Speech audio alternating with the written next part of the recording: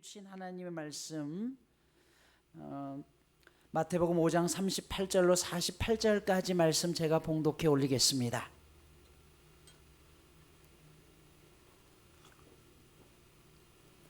또 눈은 눈으로 이는 이로 갚으라 하였다는 것을 너희가 들었으나 나는 너희에게 이르노니 악한 자를 대적하지 말라. 누구든지 내 오른편 뺨을 치거든 왼편도 돌려대며 또 너를 고발하여 속옷을 가지고자 하는 자에게 겉옷까지도 가지게 하며 또 누구든지 너로 억지로 오리를 가게 하거든 그 사람과 심리를 동행하고 내게 구하는 자에게 주며 내게 꾸고자 하는 자에게 거절하지 말라. 또 내 이웃을 사랑하고 내 원수를 미워하라 하였다는 것을 너희가 들었으나 나는 너희에게 이르노니 너희 원수를 사랑하며 너희를 박해하는 자를 위하여 기도하라. 이같이 한즉 하늘에 계신 너희 아버지 아들이 되리니 이는 하나님이 그 해를 악인과 선인에게 비추시며 비를 의로운 자와 불의한 자에게 내려주심이라. 너희가 너희를 사랑하는 자를 사랑하면 무슨 상이 있으리요? 세리도 이같이 아니하느냐? 또 너희가 너희 형제에게만 무난하면 남보다 더하는 것이 무엇이냐?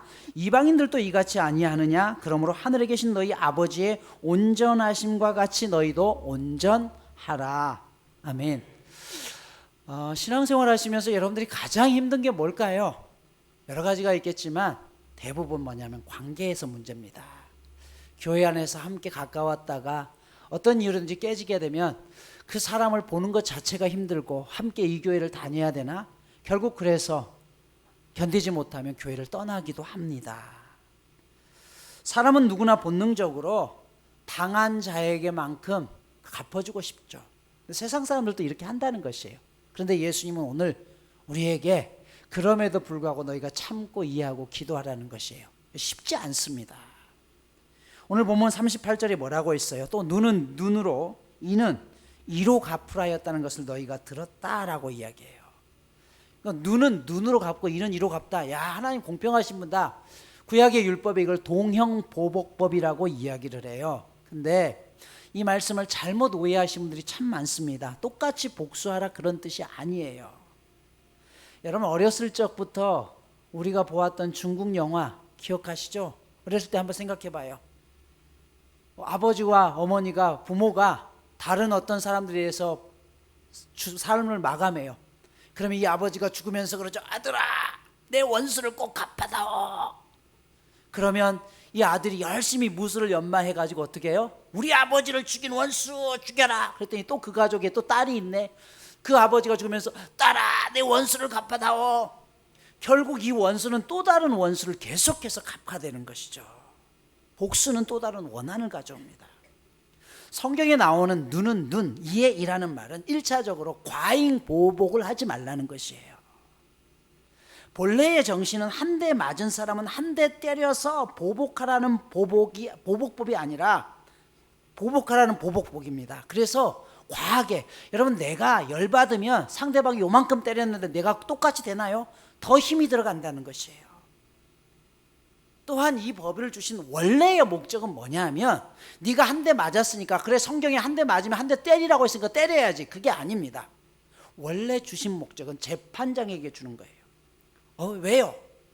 억울한 사람이 생기지 말아야 된다는 것이에요. 힘이 없고 약한 자가 하소연할 데가 없을 때 이 문제를 가지고 재판장에게 가면 재판장은 공평하게 처리하는 것이에요.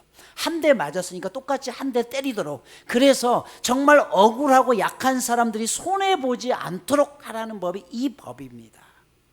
여러분 본래 율법은 선합니다. 그런데 율법을 잘못 이해하기 때문에 그 안에 숨겨진 뜻을 알지 못해서 악용하기 때문에 율법이 문제가 되는 것처럼 보여지죠.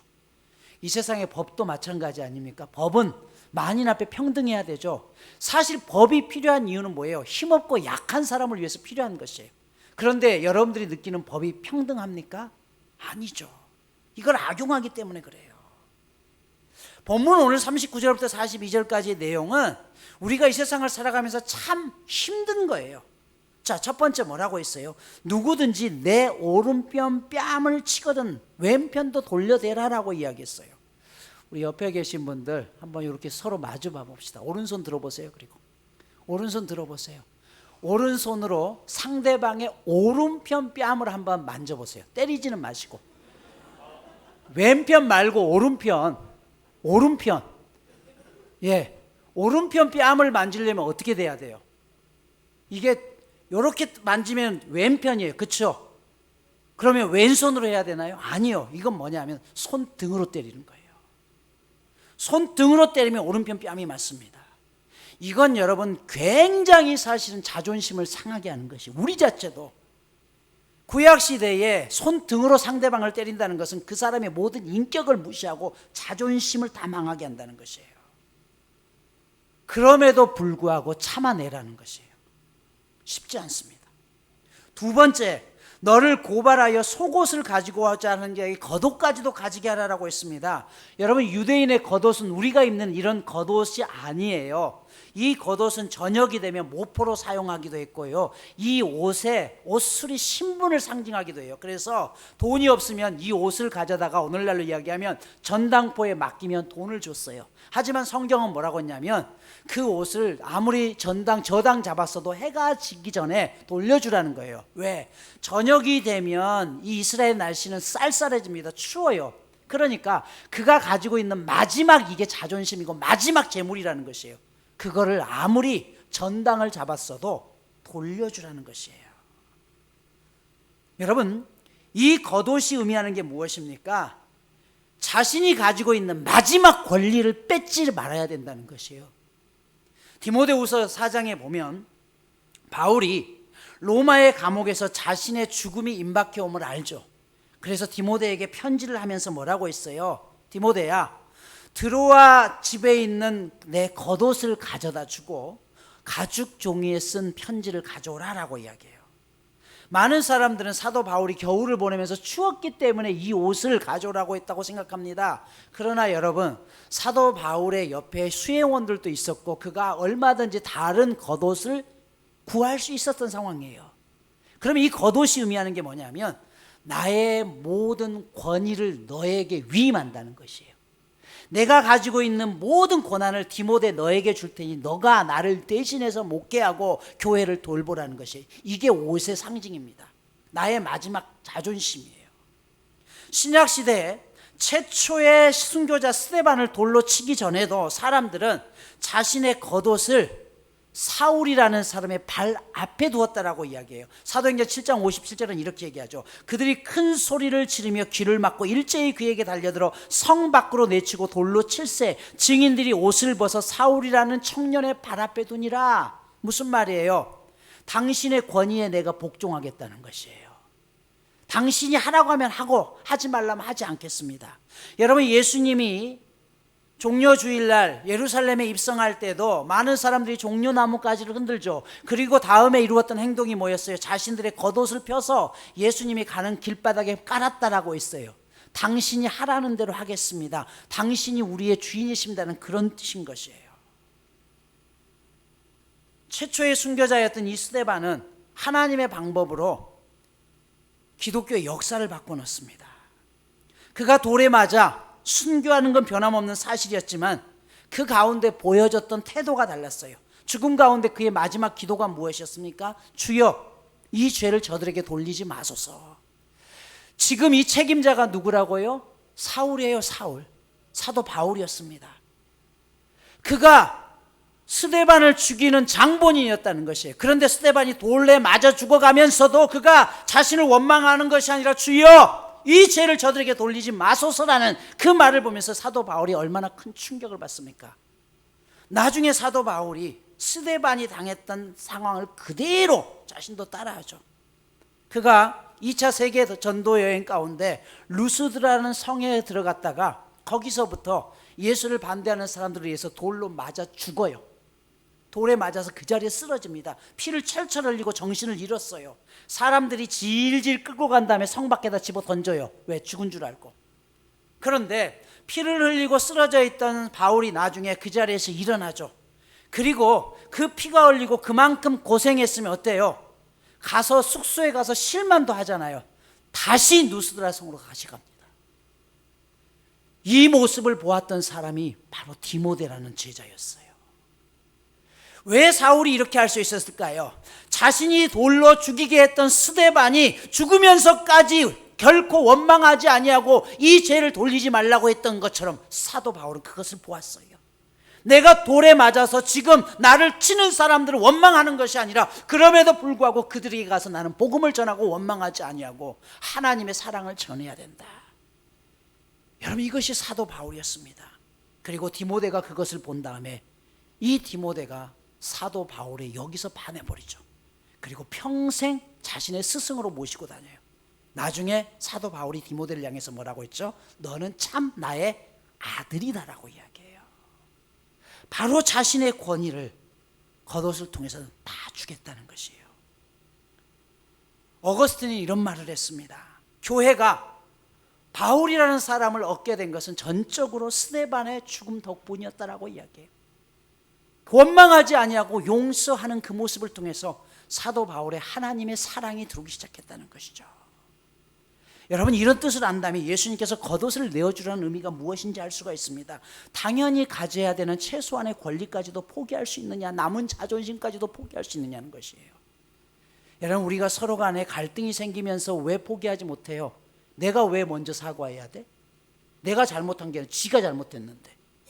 그런데 뭐라고 이야기하냐면 그 자존심마저도 내려놓으라는 것이에요. 세 번째, 누구든지 너로 억지로 오리를 가게 하거든 그 사람과 심리를 함께 동행하라고 했어요.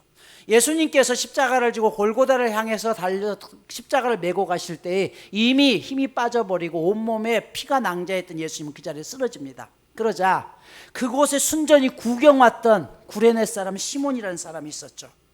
노마 병정 하나가 그 사람을 데려다가 네가 대신 찌고 가라고 이야기해요. 한마디로 말하면 재수에 온 붙은 거예요. 그렇잖아요. 옆에 구경하러 갔다가 끌려가가지고 그 무거운 십자가를 메고 골고다 언덕까지 걸어가야 했습니다.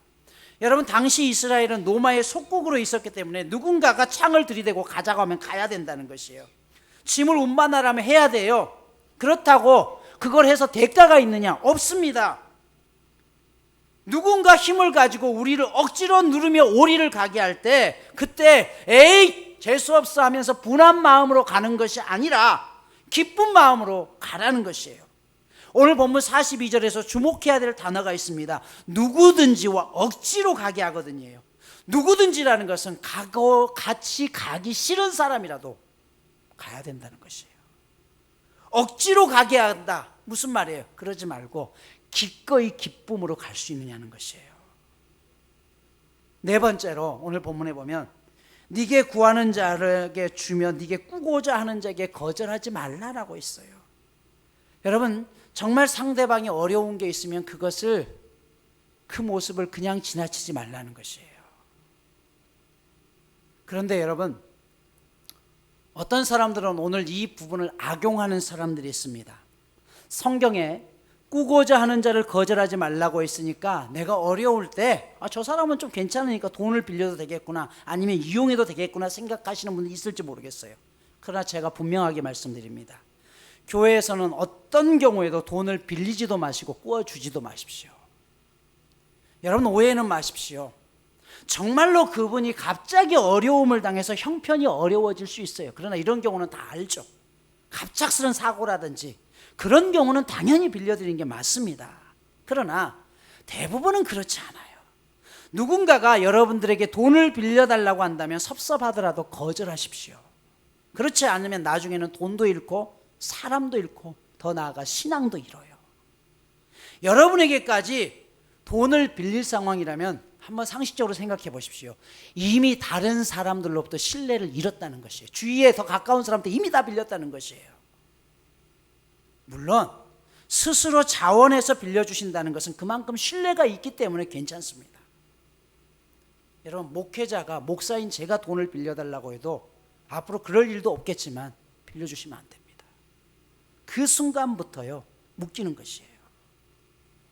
만약 성도들 간에 정말 돈이 빌려줄 일이 있으면 못 받아도 괜찮다라는 범위 안에서만 빌려주셔야 됩니다. 혹시 여러분 누군가에게 꾼 돈이 있으십니까? 반드시 갚으십시오. 그 돈은 그 사람이 땀 흘리고 눈물 흘리고 때로는 모욕을 당하면서 참았고 목숨을 걸면서 일했기 때문에 번 돈입니다. 그 피 같은 돈을 떼어 먹습니다. 지금 갚을 형편이 못 된다면 앞으로 최선을 다해서 반드시 갚으셔야 됩니다. 코로나로 인해서 한동안 신방을 다니지 못하다가 올해 교인들을 신방하면서 교인들의 집들 또 사업장들을 신방하면서 느낀 것은 정말 열악한 환경 속에서도 열심히 일하면서 그렇게 힘들게 번 돈으로 11조를 하고요, 그렇게 힘들게 번 돈으로 하나님 앞에 감사하고 그렇게 살아갑니다. 특히나 올여름은 어느 해보다 더 무거웠잖아요. 뜨거운 태양볕에서 그 뜨거운 열기와 싸우면서 에어컨도 없는 그 공간 안에서 애쓰고 수고하는 사람들, 그런 사람들이 그렇게 힘들게 벌었던 돈들을 교회 안에서 믿음이라는 이름으로 함께 신앙생활을 한다는 이유로 그들의 돈을 의도적으로 빌려다가 갚지 않는 사람들이 분명히 있다는 것이에요. 10계명 중 세 번째 계명의 뜻이 뭡니까? 여호와의 이름을 망령되이 일컫지 말라는 것이에요. 여러분, 이 부분은 바로 오늘 본문 앞에 나오는 맹세하지 말라는 부분에 연결되는 것이에요. 하나님 앞에 맹세하지 말라, 그게 아니라 하나님 앞에 서약할 부분을 하라는 거예요. 그렇지만 헛된 맹세를 하지 말라는 것이에요. 우리가 기도할 때 예수님의 이름으로 기도합니다 라고 끝을 이어내는 것은 하나님과 우리 사이의 중보자가 예수님 때문이라는 것이죠. 그러면 여러분, 예수님의 이름으로 기도하면 모든 것을 다 들어주십니까? 아닙니다. 여러분, 예수님의 이름으로 기도한다는 것은 예수의 이름에 걸맞은 기도를 하라는 것이에요. 기독교인들이 기독교인답게 살지 못하기 때문에 하나님의 이름이 욕을 먹습니다. 왜 이 땅에 교회가 욕을 먹습니까? 여기 100명의 교인이 있고 이것을 교회라고 하는 것이 아니라 여기 100명의 사람들이 삶의 현장에서 100개의 교회로 살아가는 것이에요. 교회라는 말은요, 건물을 의미하는 게 아니에요. 여러분들 각 사람이 한 사람 한 사람이 교회로 살아가야 되는 것이에요. 즉, 교회는 우리가 모여있는 장소가 아니라 우리가 살아가는 세상이 교회가 되어야 됩니다. 그래서 여러분, 교회에서만 잘하려고 하지 마십시오. 여러분, 교회에서만 잘하는 것이 아니라 여러분의 세상에서 정말 여러분들이 하나의 교회로서 세상 사람들에게 덕을 일으키고 예수의 이름을 욕먹지 않도록 살아내야 된다는 것이에요. 오늘 본문과 함께 이어지는 말씀 43절은 원수와 사랑이라는 말이 함께 나와요. 예수님께서 뭐라고 했어요? 너희 원수를 사랑하며 너희를 박해하는 자를 위해서 기도하라라고 했습니다. 자, 너희가 너희를 사랑하는 사람만 사랑한다면 무슨 상이 있겠냐는 것이에요. 다른 사람들도 그 정도는 한다는 것이에요. 왜요? 45절 이렇게 말씀하죠. 이같이 한즉 하늘에 계신 너희 아버지 아들이 되리니 이는 하나님이 그 해를 악인과 선인에게 비추시며 비를 의로운 자와 불의한 자에게 내려주심이라. 여러분, 만일 하나님께서 선인에게만 해를 내리시고 비를 내려주셨다면 악인으로 분류된 사람들은, 이 세상은 모든 사람들은 다 죽어야 돼요. 근데 여러분은 선인입니까? 악인입니까? 내가 다른 사람보다 좀 낫기 때문에 선인이에요? 여러분, 상대가 누군가가 나를 미워하면 나 또한 악인이 되는 거잖아요. 아니에요. 그렇다면 우린 다 죽어야 되는 것이에요. 이해할 수는 없지만, 그 사람이 나를 왜 미워하는지 모르겠지만 미워하는 그 사람에게는 나 자신도 악인이 될 수 있다는 것이에요. 그런데 우리는 다른 사람보다 낫다라고 생각합니다. 중요한 것은 하나님께서 그렇게 생각하는 선인이나 악인이나 동일하게 하늘에 해를 내리시고 비를 내려주시는 분이라는 것이에요. 그렇기 때문에 세상 사람들과 달라야 된다는 것이죠. 오늘 말씀을 마무리합니다. 우리가 교회 안에서 신앙생활하면서 가장 어려운 것은 인간관계입니다. 하지만 세상 사람들과 똑같이 행동하면서 하나님의 자녀라고 말할 수 있겠느냐라고 말씀하죠. 오늘 본문 45절은 이렇게 말씀합니다. 이같이 한즉 하늘에 계신 너희 아버지의 아들이 되니 이는 하나님이 그 해를 악인과 선인에게 비추시며 비를 의로운 자와 불의한 자에게 내려주심이라. 여러분, 안중근 의사가 우리에게는 의인이지만 일본 사람들에게는 악인입니다. 아닙니까? 그렇다면 누군가에 따라서, 상대방에 따라서 내가 선한 사람이 될 수도 있고 악한 사람이 될 수도 있다는 것이에요. 그것은 우리가 판단할 부분이 아니라는 것이에요. 그렇기 때문에 하나님은 선인이나 악인이나 모두에게 비를 내리시고 해를 내리시는 분이라는 것이에요. 5장의 결론은 마지막 48절에 이렇게 말씀합니다. 그러므로 하늘에 계신 너희 아버지의 온전하심과 같이 너희도 온전하라라고 이야기해요. 여기 온전하다라는 뜻은요, 성숙이라는 뜻이에요. 그런데 성숙의 원뜻이 뭐냐 하면 뜨거운 프라이팬 안에 채소, 음식을 나누고 거기에서 뜨거운 불로 볶아내는 것을 이야기해요. 여러분, 불이 뜨거워야 그 안에 있는 음식들이 골고루 익어서 제맛을 나타냅니다. 여러분, 성숙이라는 게 뭐예요?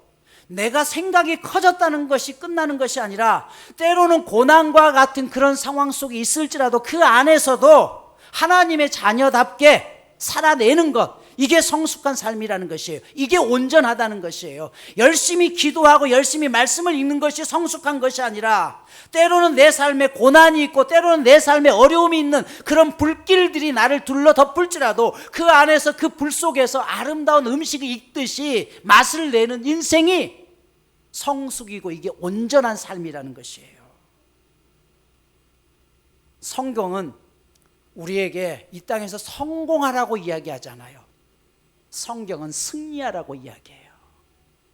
형통이라는 히브리어 원뜻은 강을 건너다 산을 넘다라는 뜻이에요. 우리는 형통하면 강이 없어져야 되고 산도 없어져야 된다고 생각해요. 근데 성경에서 말하는 형통이라는 것은 산이 있으면 산을 넘어서 뚫고 가라는 것이에요. 강이 있으면 강을 건너서 뚫고 가라는 것이에요. 즉 우리의 삶에 아무 문제가 없는 게 형통이 아니라 여전히 산이 있고 강이 있더라도 포기하지 않고 그것을 뚫어내고 나가는 것, 이게 형통이라는 것입니다. 오늘 주님은 우리에게 원수를 좋아하라라고 하지 않고 사랑하라라고 했어요. 여러분, 좋고 싫다는 것은 본능입니다. 하지만 사랑은 뭐냐면 의지적인 노력이 필요해요. 싫은 사람을 내가 좋아할 수는 없어요. 하지만 성경은 뭐냐면 너의 의지적인 노력을 통해서 그럼에도 불구하고 복수로 하지 말고 그들을 사랑해야 된다는 것이에요. 여러분, 노력하는 자체가 수고입니다. 그런데 수고라는 단어의 원뜻은요, 의학적인 용어입니다. 해산이라는 뜻이에요. 해산의 고통. 여러분, 엄마가 아이를 낳는 게 쉽습니까? 정말 죽을 것 같은 해산의 고통이라는 것이에요. 여러분, 그렇기 때문에 수고한다는 것은 죽을 것 같은 해산의 고통이 필요하다는 것이에요. 그래서 주님께서는 뭐라고 이야기하냐면 여기에 필요한 게 기도라는 것이에요. 왜? 내 능력으로 할 수 없기 때문에. 그래서 여러분, 기도한다는 것은 낭만이 아니라요, 몸부림이에요. 몸부림치는 거예요. 하나님 앞에 내가 그 일을 위해서. 이렇게 할 때 주님이 오늘 뭐라고 말씀했어요? 이같이 한즉 하늘에 계신 너희 아버지의 아들이 될 것이다. 오늘 이 말씀을 준비하면서 한 주간 내내 제 마음속을 짓누르고 있었던 생각이 있었습니다. 교회를 개척하면서 사실은 저 나름대로 함께 모시던 담임 목사님에 대한 섭섭함, 원망들, 또 내 할 도리를 다 했다라는 그래서 더 이상 목사님과 관계에 이제 더 이상 엮일 일은 없다라고 생각했습니다. 어느 날 아내가 그런 얘기를 하더라고요. 여보, 그래도 우리 목사님 한번 찾아뵙는 게 어떨까? 제가 그랬죠. 당신 가서 인사드려. 나는 할 도리 다 했고 이미 마음 접었어.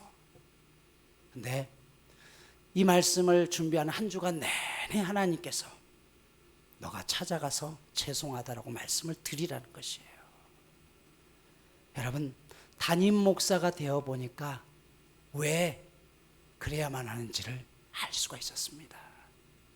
그래서 이번 주간 저와 아내가 목사님을 찾아가 뵙고 목사님 죄송합니다, 잘못했습니다 라고 말씀드리려고 합니다. 여러분, 그렇습니다. 우리가 용서한다는 것은 내가 어떤 것을 잘못을 따지고 내가 잘했고 네가 잘했고를 따지는 게 아니에요. 오늘 본문은 이야기하죠. 네 자존심도 버리고 네가 손해보라는 거예요. 손해볼 것은 손해보아야지. 그런데 우리는 끝까지 손해보지 않고 왜 자존심 상하게 그걸 버리냐라고 이야기합니다. 사랑하는 여러분, 목회를 하면서 그동안 제가 느낀 것은 뭔지 풀리지 않는 2%, 왜 이 부분들이 풀리지 않을까? 그런데 그것을 이제 알았어요. 내 안에 엉켜있는 원망의 마음들이 있었던 것이에요. 이걸 풀어내야 하는 것입니다. 여러분, 누군가를 미워하고 원망하면 내 영혼이 죽습니다. 내가 묶이는 것이. 그래서 나를 위해서라도 풀어내야 되는 것이고, 그때 하나님께서 뭐라고 했어요? 네가 참으로 내 아들이다. 잘했다. 잘했다 내 새끼. 오늘 이 은혜가 저와 여러분 모두에게 있기를 축복합니다.